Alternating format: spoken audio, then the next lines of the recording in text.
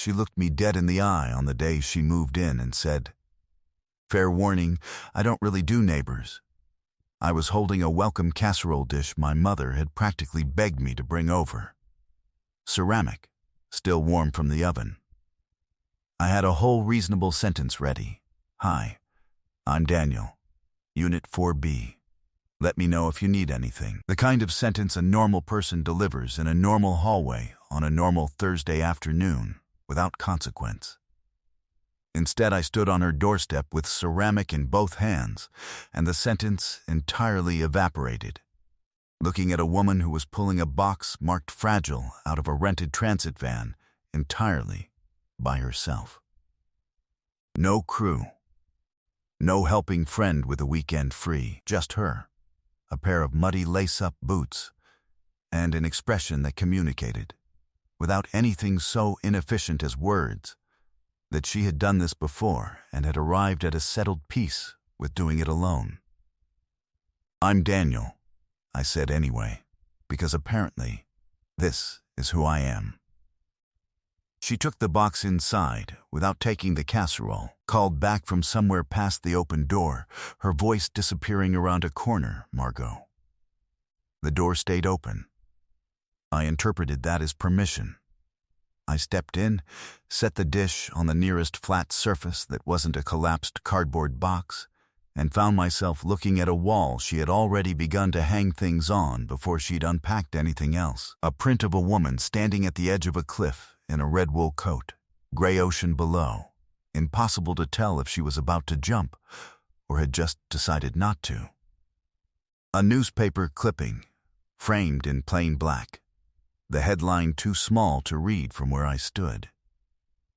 A photograph of a coastline in winter. No people. Just the line where gray water met gray stone. 3 things she had carried from wherever she'd come from and made permanent before the furniture was in. I noticed this. And then I noticed that I'd noticed it, and then she appeared from the kitchen and said, "You can go," and I went. That was a Thursday. By Saturday, I had assembled a small working file of facts about the woman now living on the other side of my bedroom wall. Fact 1. She worked from home and worked with a seriousness that bordered on punitive. I could hear the keyboard through the shared wall between our living rooms, a rapid, almost aggressive rhythm that started before 7 in the morning and ran past 9 most evenings. Not the scattered, distracted typing of someone checking email between other tasks. Something more purposeful and more continuous. The sound of a person driving toward something specific. Fact 2. She had someone sending her things. A flower delivery arrived Friday afternoon. 24 roses in a paper-wrapped arrangement, clearly expensive. Delivered by a man who rang her doorbell and stood back in the practiced way of someone who does this a lot and understands that the recipient's reaction varies. She answered the door with the expression of someone who had been expecting exactly this delivery and was not pleased to have their prediction confirmed. She did not look surprised. She did not look touched. She signed for the flowers and carried them inside, and I did not see them displayed anywhere when I passed her open door an hour later. Fact 3. She had a greyhound. His name was Birch, and he was enormous and silver gray and possessed of a quality of stillness that seemed genuinely philosophical rather than merely temperamental. He appeared in her hallway the first time I passed after a morning run, during the brief window when her door was ajar for air, and he stood and looked at me with the patient, measuring attention of an animal that has decided to reserve full judgment but wants you to understand that he is entirely capable of it. "Birch," I said. Birch looked at me and continued his assessment. I went back to my flat and told myself that none of these facts were my business and that I had more than enough to be thinking about. "My name is Daniel Marsh, and in the 3 months before Margot arrived next door, I had left a senior position at one of the city's larger structural engineering firms to start a consultancy of my own, which I had believed was the correct decision, and which I continued to believe was the correct decision while also experiencing on an almost daily basis, the particular vertigo of someone who has stepped off a known ledge into an unknown medium and has not yet established whether there is ground below. I had 4 clients. 3 were active in a way that covered my costs. The 4th was a conversation that kept almost becoming a contract. I worked from my flat most days with the focused, slightly panicked energy of someone building a floor while standing on it. And I was, if I am being precise about it, lonelier than I'd admitted to anyone. In the low-frequency way that doesn't announce itself dramatically, but rather shows up in the texture of Sunday evenings, and the fact that you have started narrating things to yourself while you make coffee. On Sunday, she knocked on my door to borrow a Phillips head screwdriver. "You could just buy one," I said, because I am apparently constitutionally unable to let a social moment pass without making it slightly awkward. "I could," she said. She was leaning against my doorframe with the unhurried quality of someone who had already accounted for exactly this response. I got the screwdriver. She returned it an hour later, wrapped in a sheet of paper folded in thirds. When I unfolded it, I found a hand-drawn diagram of my bookshelf, legible through my living room window which faced the same courtyard as hers. She had reorganized it completely, documented in pencil, annotated in small, precise handwriting. My architecture and engineering reference texts had been moved together on the top shelf. My fiction had been separated not by author or genre, but by what she described as emotional register. Lighter on the left, heavier on the right, with 2 novels moved from their position at each end to sit together at the center, with a note that said, "These are in conversation with each other, and you have separated them artificially." 3 books that had been on the bottom shelf because I genuinely hadn't known where they belonged had been placed at eye height with an asterisk and the notation, "Unfinished." "Put them somewhere, you'll have to look at them." She was correct about all of it. I reorganized the shelves exactly as she had drawn. They looked substantially and undeniably better. I did not tell her this. She already knew. 6 weeks of something that didn't have a name yet. It wasn't romance. I want to be specific about that, because the distinction matters. It wasn't the falling for someone that happens quickly and all at once in the way of certain stories, where you look at a person and the fact is already established. It was slower than that, and harder to locate, and more ungainly. It was the quality of Tuesday evenings, when we happened to both be heating things for dinner at the same time, and the wall between our kitchens seemed to have a different acoustic character than physics could fully account for. It was Birch, who had apparently made his own independent assessment of the situation and decided that the courtyard below our building was a neutral territory belonging equally to both households, and who began materializing outside my door in the mornings with a frequency that exceeded anything explainable by accident. It was the notes she left, the things she asked, the particular way she listened when I talked, not waiting for her turn, actually following the thread, and then sometimes following it to a place I hadn't noticed it went. She told me about him 3 weeks after she arrived. We were on her balcony, barely 5 feet deep, every inch of it occupied by herbs in clay pots in various sizes that did not match each other, rosemary and thyme and lemon verbena, and something she said was tarragon, but which she acknowledged, after a short pause, she could not fully confirm. The evening was warm enough to stay out without a jacket if you kept your elbows in. She had her wine glass on the floor beside her, and her knees drawn up to her chest, and she said it the way she said most things, without build-up, without the conversational runway that tells you something significant is arriving, just directly, as though it were simply the next true sentence. I left a relationship that was taking up too much of me.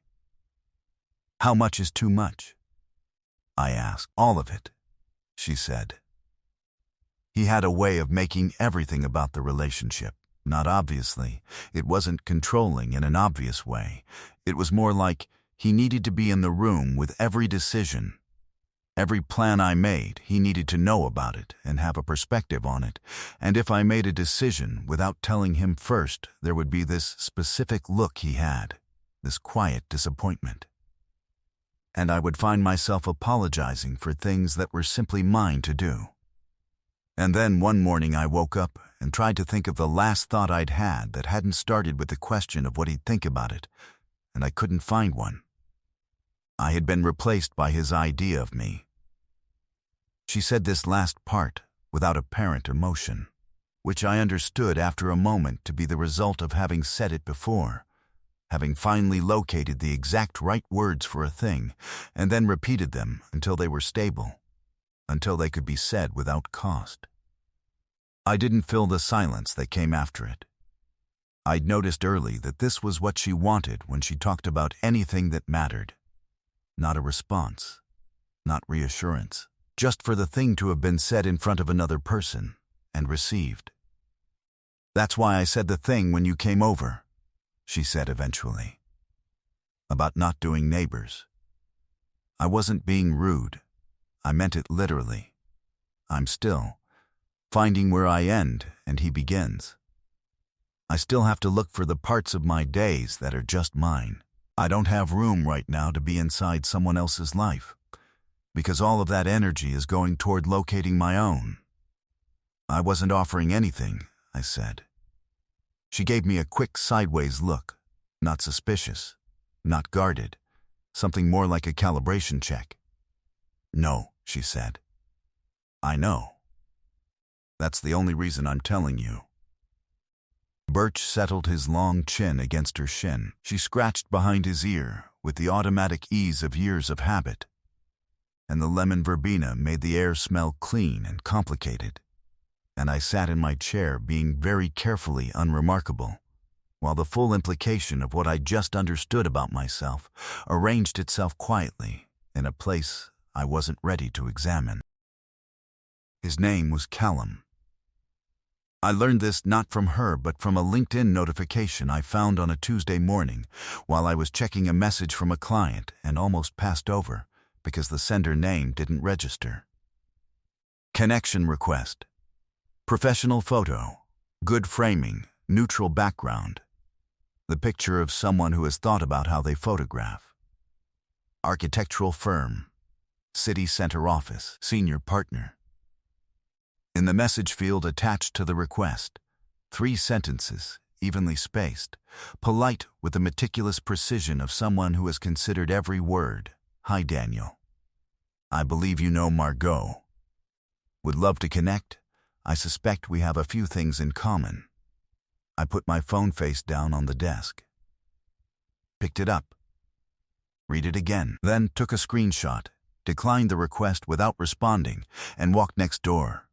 She read it from my phone screen and went still in the particular way I was beginning to recognize. The total physical quieting of someone who has trained themselves not to react visibly to things they have been expecting in some form, because reacting visibly has costs. "Delete it," she said. "Don't respond, not even to say no. How did he get my name? I don't know yet. There are several ways. None of them require anything remarkable. Social media location check-ins, the building's name on a public business registry, a mutual contact who mentioned something innocently." She handed my phone back. "He's patient and he's good at research. He's been good at research since before I left. What does he want from this?" She took a moment. "He wants to know I can still be reached," she said, "that wherever I go, there's a door he can knock on. He collects the people around me, not to do anything with them, not usually, just to have the map. So that I know he has it. So I can never fully arrive somewhere new without his shadow being there first." I looked at my phone again and then back at her. The flowers from her second day here, the one she'd signed for with the stiff, controlled expression of someone expecting an unwelcome thing, rearranged themselves in my mind into a different shape. "He knew you moved. He worked it out eventually." or found someone who let something slip without understanding the significance. She crossed her arms, not defensively, more like bracing. "I've been careful." "Margot," I said, "is this? How serious has this been?" She showed me the folder. Not all of it. She was still measuring, still deciding what I needed versus what I didn't, which I understood and respected. But enough to understand the shape of what she was managing. 11 months of documentation, chronological, time-stamped, categorized by type. Photographs of deliveries, screenshots of messages, a log of calls from numbers she hadn't recognized, with dates and durations. A record of 3 appearances at her former office building, complete with descriptions of what he'd brought each time. Flowers, coffee, a hardback novel with a post-it note on the cover she had photographed without opening. A note from her former employer's HR department about the situation, language she had underlined.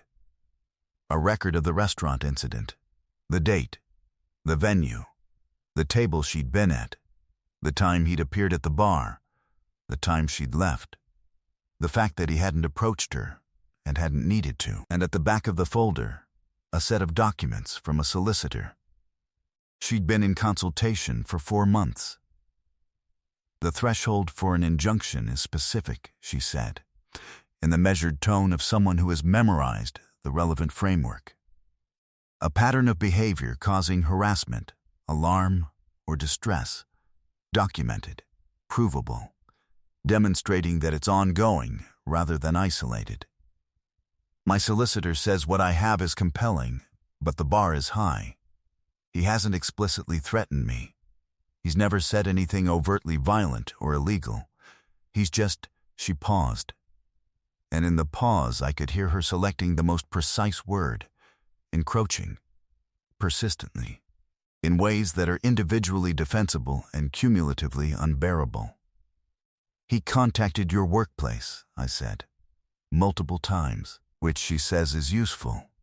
1 or 2 more incidents, and we have what we need." "1 or 2 more," I repeated. "He'll provide them," she said. "He's not going to stop. That's the thing people don't understand about this. It's not a moment of intensity that passes. It's a sustained campaign. It's a lifestyle he's organized around not accepting a reality he doesn't like." I was quiet for a moment, looking at the folder. Then I said, "Send it all to me too." The whole folder. As a backup. She started to speak. "Not to help," I said, before she could. "I'm not trying to insert myself into your management of this. It's redundancy. If something happens to your devices, or if there's ever a question about the integrity of the original file, you want a copy that's been held somewhere else, by someone with no stake in the outcome. It's just engineering." She looked at me for a long moment. Then she picked up her phone and shared the folder. I stored it in 3 separate locations: cloud backup, external drive, an encrypted archive, without telling her which or how many. It seemed beside the point. A week and a half went by without incident. Then 2 weeks. Margot was deep in a long project, the documentary about a cold case exhumation. The one she described to me in more detail over a series of evening conversations that had gradually migrated from her balcony to my kitchen table to a state of simply being in the same room without requiring a reason. She was building what she called the factual architecture beneath the narrative, the court records, the witness statements, the chain of physical evidence that had to be airtight before anyone could build a story on top of it. She talked about it the way I talked about load-bearing calculations, with the affectionate irritation of someone who loves precision and is constantly being reminded that precision is more difficult than it looks. We had developed a rhythm that I had not noticed developing until it was already fully formed. It had no schedule. It required no discussion. It simply existed. The morning's Birch appeared at my door because he had assessed the situation and found my walk preferable. The afternoon she appeared at my door with the specific look that meant she had been inside too long and needed an external reality check. The evenings that became dinners without anyone formally suggesting dinner. She slid things under my door. I slid things under hers. Notes, lists, small useful things. A magazine article I thought she'd find useful for the documentary's second act. A hand-lettered recipe for the soup I'd mentioned once in passing, and apparently mentioned with more enthusiasm than I'd registered. A page torn from a novel I thought she should try, without committing to the whole book. A library card application she'd said she kept meaning to get, and never did. It was the most natural grammar I'd spoken in years. I kept waiting for it to become self-conscious. It didn't. On a Wednesday afternoon, she knocked and handed me her phone face-up without saying anything. On the screen was an email from her editor. Forwarded, with a short note above it, "This came in this morning. Wanted you to see it. Everything okay on your end?" Below the note was Callum's email. 3 paragraphs. Identified himself as a longtime friend who had grown genuinely concerned about Margot's well-being following what he described as a difficult period in her personal life. He said he'd noticed she seemed to be under significant strain and hoped the people working with her closely were keeping an eye on things. He expressed admiration for her work and said he'd hate to see anything affect it. He referenced her talent specifically and the quality of her judgment in a way that implied, without stating, that both might be currently compromised. He signed off with his full name, the name of his firm, and a direct contact number. I read it 3 times. "He contacted your editor," I said. "Yes," he framed it as concern. "Yes, he included his professional credentials so she'd register him as credible and reasonable. Yes, he implied your judgment might be impaired. He implied it carefully enough that I can't prove it's what he meant," she said. "That's the skill. Everything is technically defensible. Everything is technically from a place of care. And the cumulative effect is that I had to spend 47 minutes on a call with a person who signs my contracts, convincing her that I am a functional adult who can be trusted with the project." 47 minutes, I said. "While I have a deadline." I looked at the email again. "He went after your work," I said. "Not just your personal life. Not just the places where you spend time. He went after the thing that lets you be independent." "Yes," she said, quietly. "That's different," I said. "That's the workplace contact the solicitor needed." She had already called. She was already composing the follow-up email with the screenshots attached before I'd finished the sentence.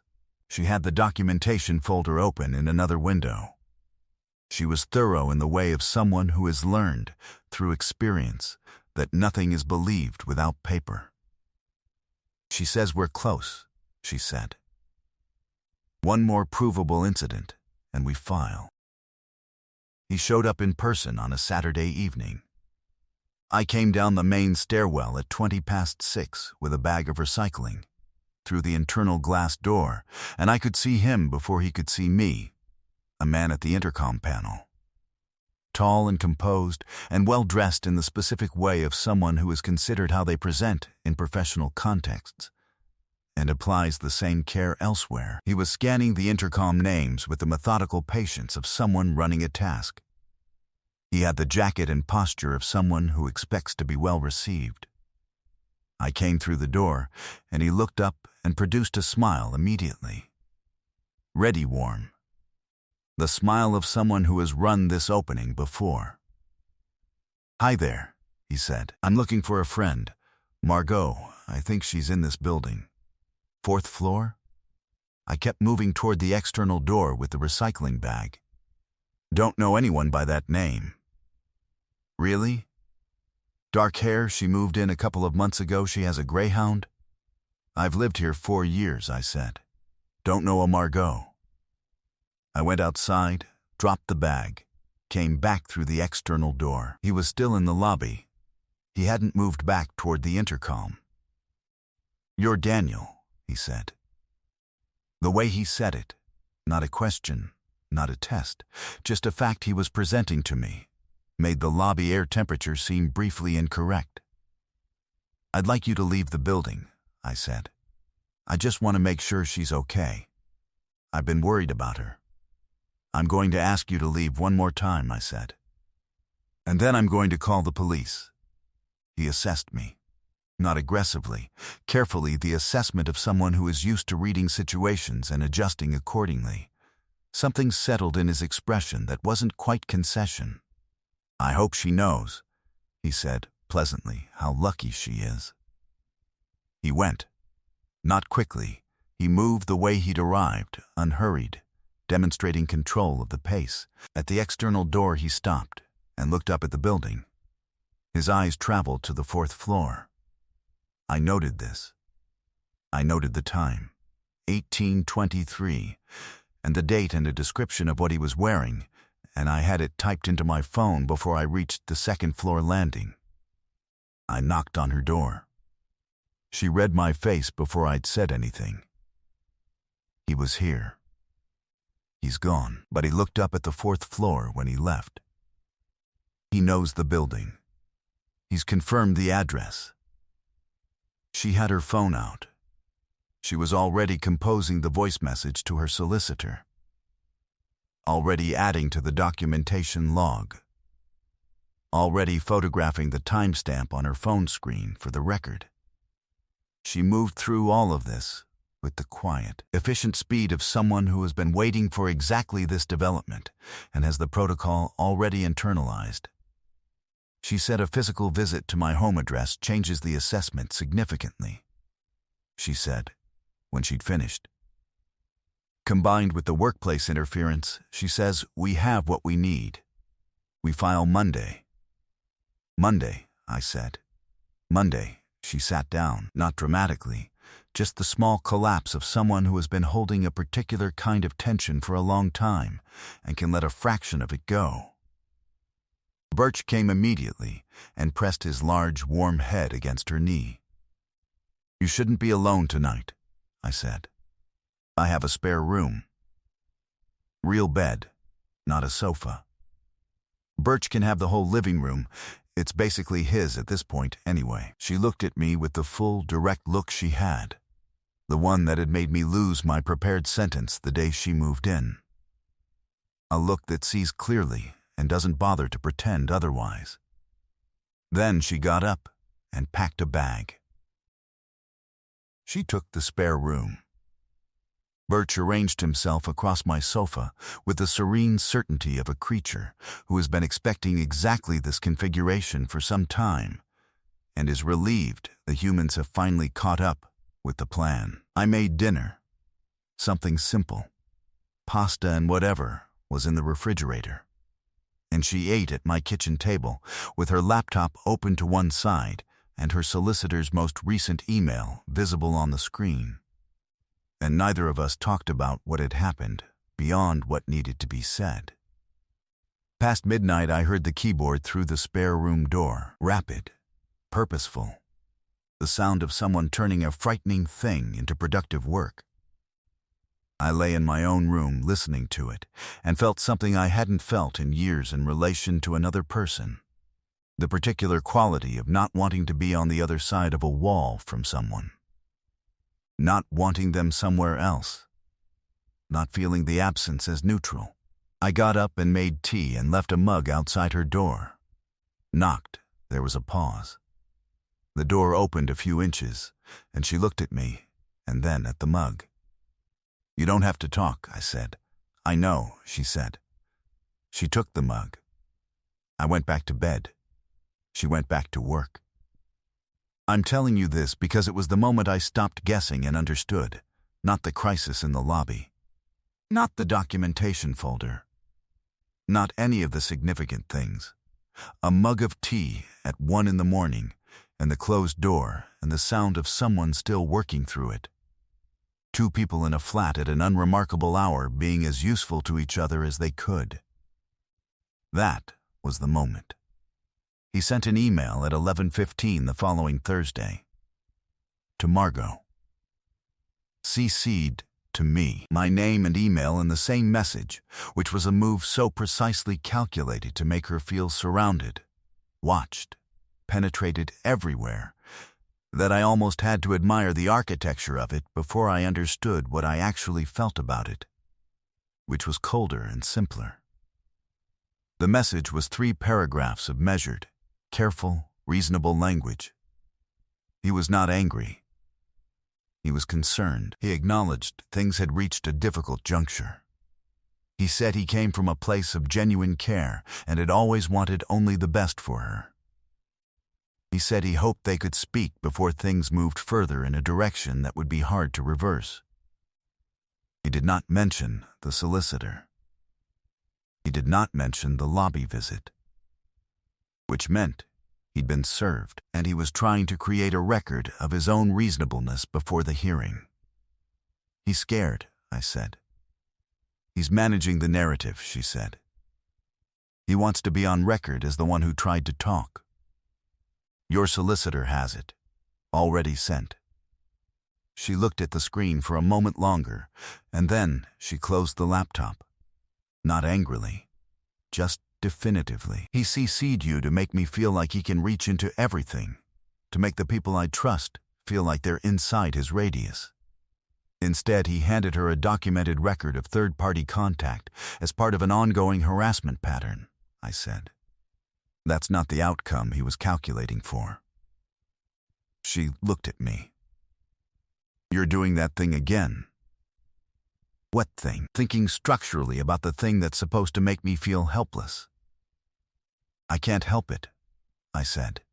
It's the only way I see things. I used to think that was cold, she said.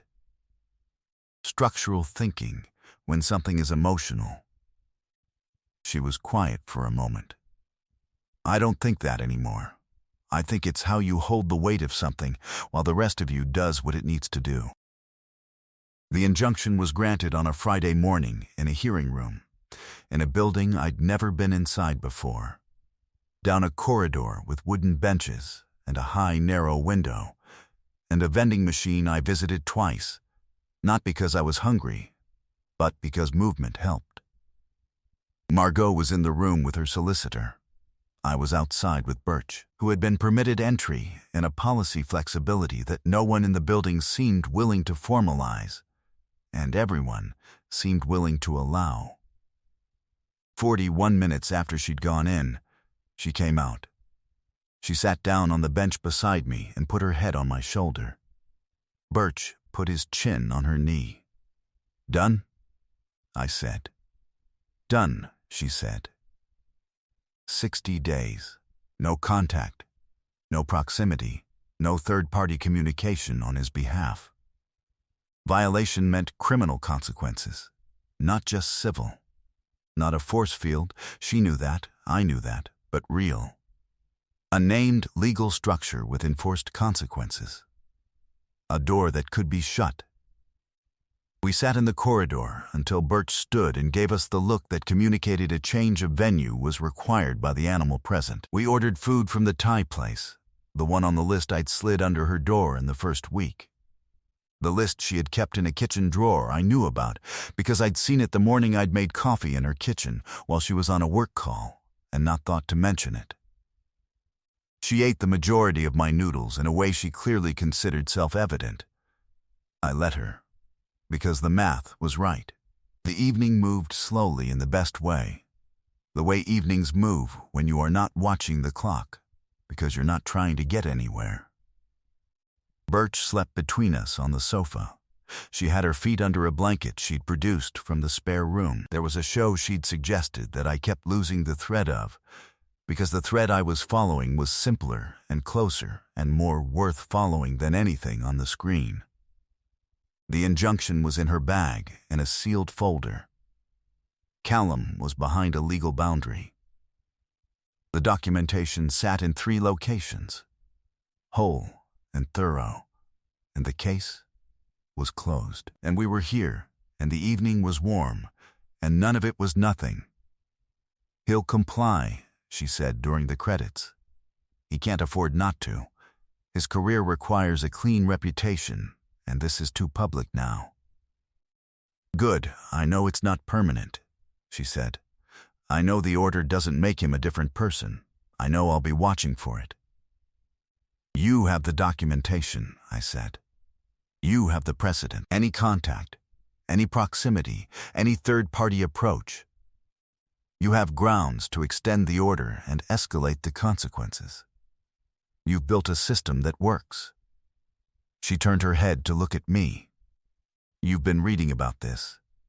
"When I don't understand a system I'm working inside," I said, "I research it." She was quiet for a moment, in the considering way.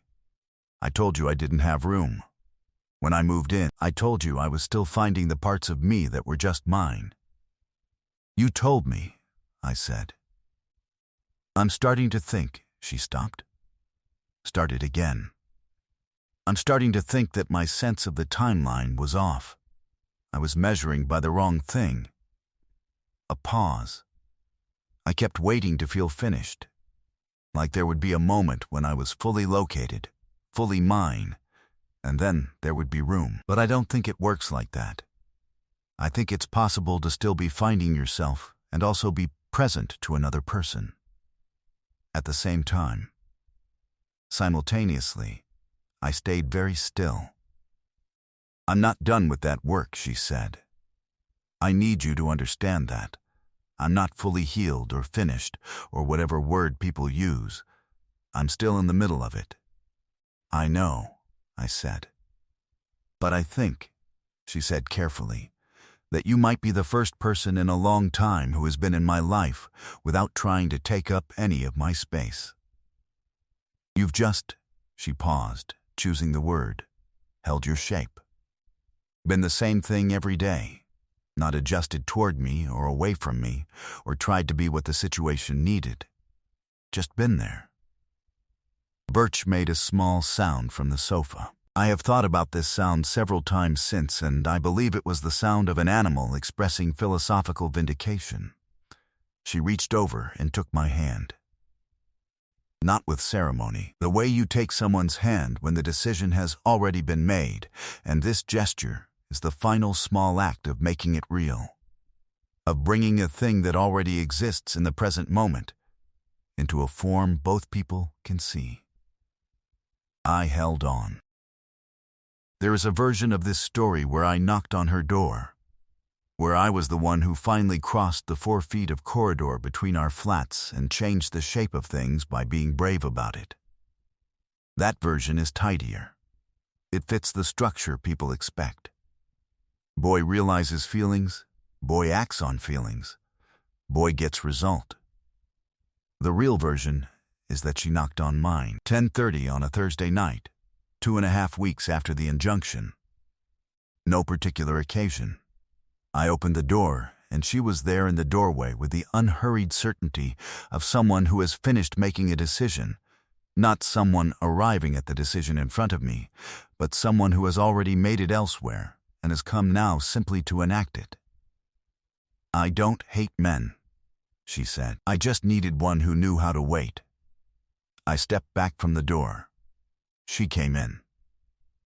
Birch came in after her with the dignified satisfaction of a creature who has been correct about something for a long time and finds the eventual confirmation pleasantly unremarkable. He went to the sofa. He turned in a circle. He lay down and closed his eyes. He made a single quiet sound that I can only describe as contented. Some things don't announce themselves. Some arrivals have been in progress for so long that by the time they happen, they don't feel like events. They feel like recognitions. Like finding a word you've been reaching for and discovering it was in your mouth the whole time. It was like that. Not a beginning, more like a naming of something that already was. She had been waiting. Not for me specifically, not from the beginning. She had been waiting for the proof that a person could be near her, without trying to fill the space she needed to be herself. I had been waiting, without knowing I was waiting. Or rather, I had known there was something I'd been failing to find in the orderly, carefully managed loneliness of my life before she moved in next door.